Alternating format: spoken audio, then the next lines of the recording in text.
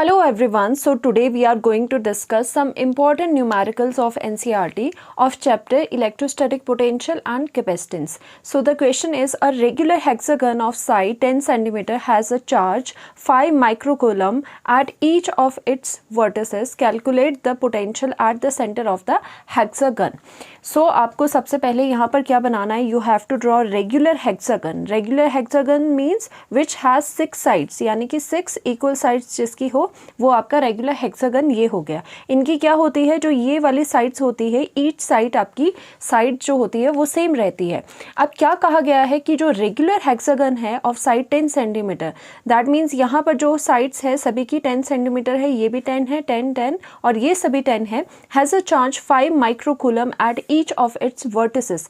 जो ये वर्टिसेस है यहाँ पर ईच पर कितना चार्ज है, यहाँ पर 5 माइक्रोकूलम, 5 कूलम, और यहाँ पर भी सेम है, यानी कि जितने भी वर्टिसेस होने हैं यहाँ पर, वहाँ पर आपका जो चार्ज है वो आपका सेम रहना है.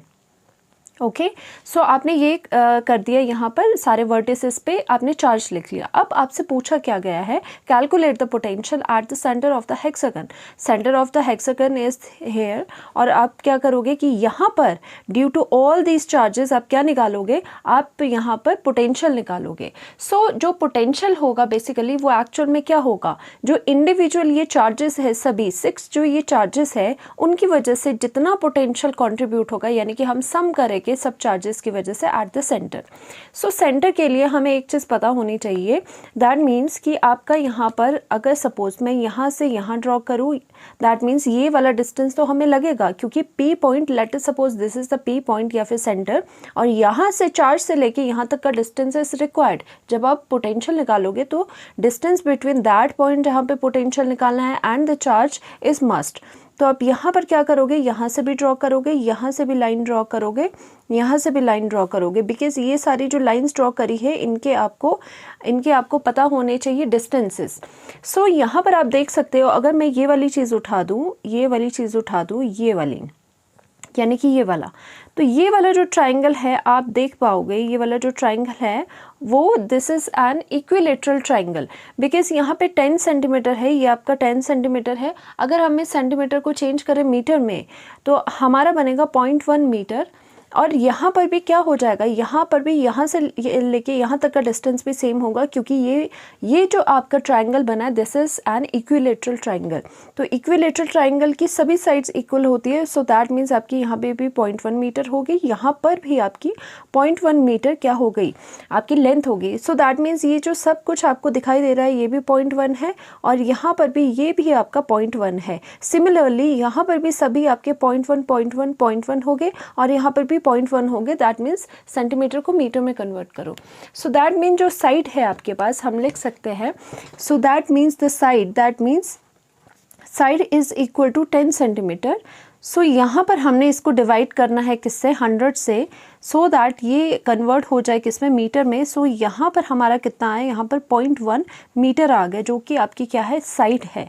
और यहाँ पर ऑल्सो जो आर है, डिस्टेंस फ्रॉम, हम लिख सकते हैं डिस्टेंस फ्रॉम ईच चार्ज, क्योंकि सभी चार्जेस सेम है और इस पोजीशन में है, सो दैट उनका जो लेंथ है, जो डिस्टेंस है वो सेम है. Distance from each charges from point, from centre लिख सकते हो. सेंटर वो कितना हो जाएगा, वो भी आपका इक्वल है, दैट इज इक्वल टू कितना है, वो भी 0.1 मीटर. सो दैट मीन जो आर है, आर हम लेते हैं, यानी कि distance between that charge and that point, वो आपका कितना आ जाएगा, 0.1 मीटर आ गया. सो नेक्स्ट आपका क्या है, जो चार्ज है Q is same here, Q कितना है, 5 माइक्रोकूलम, और म्यू जो होता है उसको चेंज कैसे करते हैं, अगर आपको म्यू को हटाना है तो आपको इंटू 10⁻⁻�6 करना पड़ेगा. सो यहाँ पर ये कूलम जो चार्ज है आपका, वो आपका यहाँ पर इतना निकल चुका है. ओके, इतना आपका कूलम चार्ज निकल चुका है, माइक्रो में नहीं रहने देना, आपको चेंज करना है. Now we have to find the net potential at the center. So that's why the net जो आपका potential होगा that will be equal to, net potential will be equal to potential due to the first charge, let it be first charge, second, third, fourth, fifth and sixth. Total आपके 6 charges है. सो that means सबकी वजह से जो contribution होगा वो individual जो charges हो गए आपके, इंडिविजुअल जो पोटेंशियल्स हो गए उनकी वजह से आपको जस्ट सम करना है. तो मैंने यहाँ पर पोटेंशियल जो सारे पोटेंशियल थे 6 चार्जेस की वजह से वो मैंने यहाँ पर क्या करे ऐड कर दिए, यानी कि हमने अलजेब्रिक सम ले लिया इसका. अब यहाँ पर क्या होगा ध्यान से देखना, सिंस आपका चार्ज भी सेम है और आपका डिस्टेंस भी सेम है, बिकॉज आपको पता होना चाहिए that what is the formula of V. जो पोटेंशियल होता है वो क्या होता है, पोटेंशियल होता है के इलेक्ट्रोस्टैटिक कांस्टेंट, और जो चार्ज है जिसकी वजह से आप पोटेंशियल निकाल रहे हो किसी पॉइंट पर, divided by distance between that point and that charge, वो होता है. यानी कि जो आपका पोटेंशियल है वो किस पे डिपेंड कर रहा है, डिस्टेंस बिटवीन देम, उनके बीच का डिस्टेंस और चार्ज पर. तो यहाँ पर देखो चार्ज तो आपका हर एक क्या है, सेम है, तो ये वाली चीज़ तो हर एक की सेम होगी. और यहाँ पर हर एक चार्ज का डिस्टेंस जो होगा यहाँ से लेके सेंटर तक का वो सारा कितना है वो भी आपका सेम रह रहा है, क्योंकि यहाँ पे बीच बीच में आपके ये छोटे छोटे इक्विलेटरल ट्रायंगल्स बन रहे हैं. सो दैट मीन्स ये भी सेम है आपका और ये भी सेम है. सो दैट्स वाई हर एक चार्ज की वजह से जो पोटेंशियल होगा वो आपका सेम होगा. दैट मीन्स लेट अस से वो v हो गया. सो दैट मीन्स हमने क्या करा, अगर ये सारे आपके पोटेंशियल सेम है तो आप क्या लिखोगे, 6 टाइम्स 6 इंटू आप v लिख लोगे, यानी कि एक कोई पोटेंशियल होगा जो कि सबके लिए सेम जा रहा होगा, बिकॉज है भी यहाँ पे सही बात. अब यहाँ पर क्या हो जाएगा, इज इक्वल टू, अब ये पोटेंशियल कितना होता है, पोटेंशियल होता है इलेक्ट्रोस्टैटिक कांस्टेंट 1/4πε0 जो लिखते थे हम. एंड अगेन यहाँ पर कितना हो जाएगा, द चार्ज जिसकी वजह से आप पोटेंशियल निकाल रहे हो, और divided by R distance between them. So now जो k की वैल्यू रहती है, जो k की वैल्यू रहती है वो कितनी होती है, 9 इंटू 10⁻⁹. तो यहाँ पर कितना आ जाएगा, 6 इंटू 9 इंटू 10⁻⁹. और जो चार्ज आपका है, चार्ज कितना है, 5 इंटू 10⁻⁻6 डिवाइड में कितना आ जाएगा r. जो डिस्टेंस है वो कितना है, that should be in metre, और यहाँ पर चेंज कर चुके हैं, दैट इज़ 0.1 मीटर. सो यहाँ पर कितना आ जाएगा आपका 6 5 30 और 3 इंटू 9 कितना हो गया 27, यानी कि 270. और यहाँ पर आपका कितना हो जाएगा 10⁻, ये करोगे 10⁻³ हो जाएगा. और यहाँ पर जो पॉइंट है इसका जो 0 है ये ऊपर आ जाएगा. सो दैट मीन्स यहाँ पर आपका ये बन गया. एंड आपका जो आंसर है वो कितना हो जाएगा 270 इंटू 10⁻, बेस सेम होता है, पावर ऐड हो जाती है 10⁻⁴. अब इसको भी अगर और सिंप्लीफाई करना है तो आप कैसे कर सकते हो, वी नेट जो total net potential at the centre due to all the charges जो इक्वल है वो कितना हो जाएगा. अब यहाँ पर देखो पॉइंट अभी कहाँ था, सबसे लास्ट में था, यहाँ पॉइंट था. अगर आप इस पॉइंट को, क्योंकि 270.0 भी लिखोगे तो वो 270 ही बनेगा. जब ये पॉइंट है आपका, उसको अगर हम आगे की तरफ लाते हैं, अगर गिवन दैट अगर आपकी जो पावर है वो पॉजिटिव है, अगर आपकी पावर पॉजिटिव है तो आपको ये करना है कि जब ये पॉइंट को अगर आप इधर लाना चाहते हो, यानी कि आप ऐसे लिखना चाहते हो 2.70, तो आपका क्या हो जाएगा, देखो आपको ये देखना है कि आपने कितने जो डिजिट है वो मूव करे. आपने यहाँ से यहाँ लाने के लिए 1-2 डिजिट को मूव करा, यानी कि पास करे, तो यानी कि आपका 2 का डिफरेंस पड़ा, तो यानी कि उतना ही यहाँ पे बढ़ जाएगा. 4 + 2 कितना हो जाएगा 10⁻⁶ वोल्ट आपका आंसर हो गया. तो ये आपका आंसर है कि नेट जो पोटेंशियल है at the centre due to all the charges is this. और ये इंपॉर्टेंट क्वेश्चन है आपका. So the next important question is the two charges 3 into 10⁻⁻8 coulomb and -2 into 10⁻⁻8 coulomb are located 15 centimeter apart. So हम यहाँ तो ये पहले बना देते हैं कि सबसे पहले यहाँ पर हमने बना दिए A and B charges, और A and जो B charges है, लेट सपोज यहाँ पर A है, B है, और यहाँ पर Q1 चार्ज है, यहाँ पर Q2 चार्ज है, जिसकी वैल्यू कितनी है, यहाँ पर वैल्यू कितनी है आपकी, यहाँ पर वैल्यू देखने को मिलेगी 3 इंटू 10⁻⁻8 कूलम्स, और यहाँ पर वैल्यू कितनी है -2 into 10⁻⁻8 of coulomb are located 15 centimetre away. So that means यहाँ से लेके यहाँ तक का डिस्टेंस कितना होगा, ये जो डिस्टेंस है आपके पास ये कितना हो जाएगा, दैट इज़ 15 सेंटीमीटर.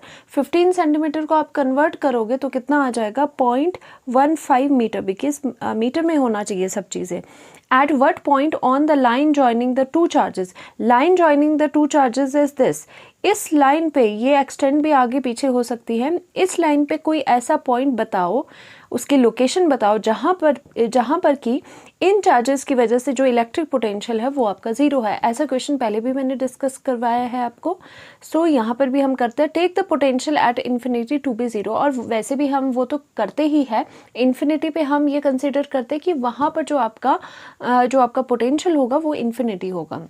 नाउ हम लेट करते हैं, लेट अस सपोज फर्स्ट जो आपका केस है, ये केस नंबर 1 बन रहा है। लेट अस सपोज कहीं पर भी एक पी पॉइंट है जहाँ पर हमने कंसीडर करा है, हम थोड़ा यहाँ पर आइडिया लगा रहे हैं कि बीच में ऐसा कहीं ना कहीं पॉइंट तो आएगा हमारा जिस पर कि potential due to these two charges will be zero. So यहाँ पर आपका पी पॉइंट हमने कंसीडर कर दिया जहाँ पर आपका क्या है, हमने कंसीडर करा है जहाँ पर पोटेंशियल आपका ज़ीरो है। सो हम क्या लिखेंगे, ये वाली चीज़ें तो कंसिडर कर चुके हो, उसके बाद आपको क्या करना है, लेट करना है जो पी पॉइंट आपने लिया है वहाँ तक का Q1 से लेके वहाँ तक का डिस्टेंस लेट अस बी, और यहाँ पर x हो जाएगा। अगर ये यहाँ से लेके यहाँ तक x हो गया है, ये टोटल आपका 0.15 है, तो ये बची हुई जो चीज़ है वो कितनी हो जाएगी, यहाँ से लेके यहाँ तक का आपका जो बचा हुआ है वो कितना हो जाएगा, जो टोटल है दैट मीन्स 0.15 माइनस करोगे आप x, यानी कि माइनस आप x करोगे। सो दैट मीन्स क्या हुआ, जो नेट पोटेंशियल है, your net potential is equal to potential due to the first charge that means V1 plus हम अलजेब्रिक सम करना है potential due to the second charge V2, और उसको क्या कंसीडर करना है, that means this is equal to zero, क्योंकि हमने कंसीडर करा है वो पोटेंशियल क्या होगा, नेट पोटेंशियल पी पॉइंट पे ज़ीरो होगा।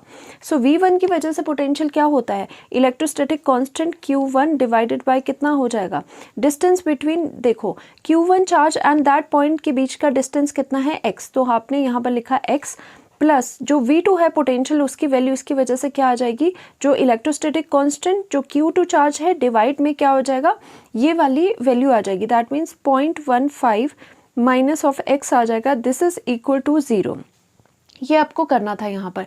अब बात क्या आती है कि आपको पुट करने हैं चार्जेस आपके पास Q1 कितना है वो पुट कर लो, चार्ज है आपके पास 3 × 10⁻⁻8, और यहाँ पर कितना आ जाएगा, यहाँ पर k आ जाएगा, डिवाइड में x रहेगा, प्लस आपके पास k तो यहीं पर आ गया Q2 कितना है यहाँ पर -2 × 10⁻⁻8 हो जाएगा, और डिवाइड में आपका कितना आ जाएगा 0.15 minus x is equal to zero.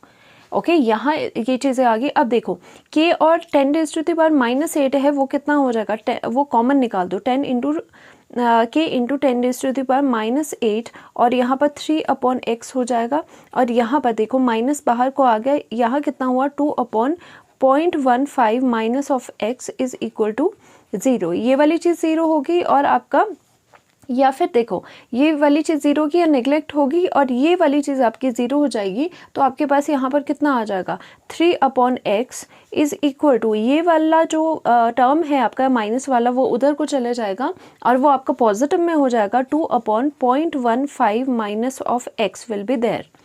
Now क्या होगा, यहाँ से क्रॉस मल्टीप्लिकेशन आप करोगे, क्रॉस मल्टीप्लिकेशन करने से 3 × यहाँ पर 0.15 माइनस ऑफ x हो जाएगा, यहाँ पर आपका 2 × ये x उधर चला गया, 2 × x हो जाएगा, 3 × अगर 0.15 आप करोगे तो आपके पास कितना आ जाएगा, देखो 3 × 0.15 करोगे तो 0.45 आपके पास आएगा, -3x is equal to 2x आपके पास आ गया। तो 3x को उस तरफ को ले जाओ, आपका कितना आ जाएगा 0.45 इज देयर, और यहाँ पर 2x, यहाँ पर माइनस का प्लस 3x हो गया, एंड आपके पास क्या आ गया 0.45 is equal to 5x।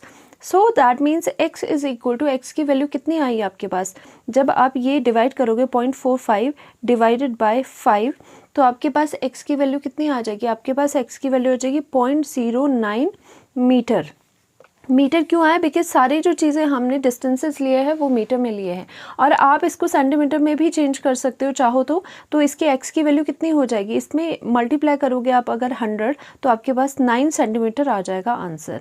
So that means हम क्या लिख सकते हैं, हमने ये देखा x सेंटीमीटर था क्या, x जो डिस्टेंस था वो क्या था, distance from the Q1 charge at the P point, यानी कि P पॉइंट और Q1 चार्ज के बीच का डिस्टेंस। तो हम बोल सकते हैं ऐसा पॉइंट P जहाँ पर कि टोटल जो नेट पोटेंशियल है वो 0 है, वो कहाँ से, वो कितना दूरी पर है, वो आपकी x distance from the Q1 है, यानी कि Q1 से लेके आपका x डिस्टेंस पे वो रह रहा है।